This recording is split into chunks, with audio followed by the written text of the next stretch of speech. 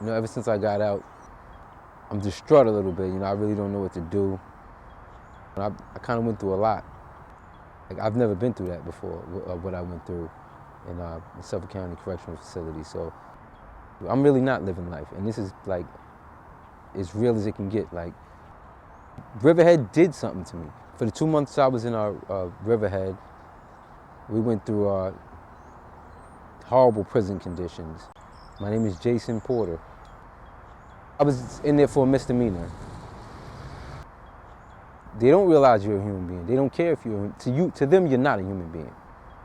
They see you like an animal. Because you committed a crime or supposedly committed a crime. So until the day the judge says that you didn't commit this crime, you're an animal. A drink of water is like a brownish, like a brownish, tannish color. The shower itself is disgusting. There was different types of molds and funguses growing on the shower, out and around the shower. It's just trying to dodge that so you don't catch any infections or rashes, which is almost inevitable in that jail. You're gonna get something.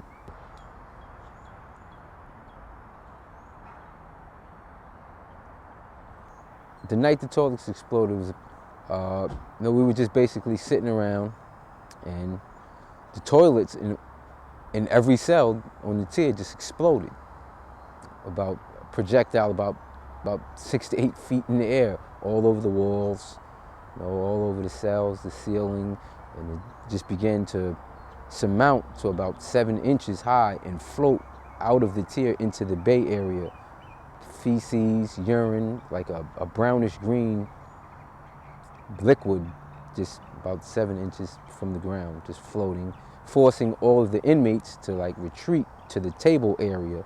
And like we basically sought refuge on those tables for about 30 hours.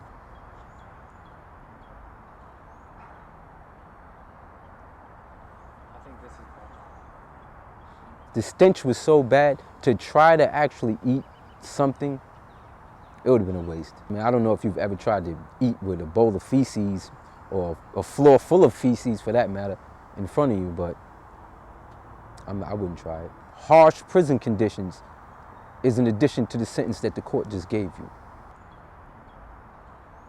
Riverhead was not maintained for so many years that the problems that are going on with the facility, they can't be controlled. They can't. And they could care less to control them anyway. I don't think anyone deserves to be treated that way. All right, we may be inmates, prisoners when we go in, but we're still human beings.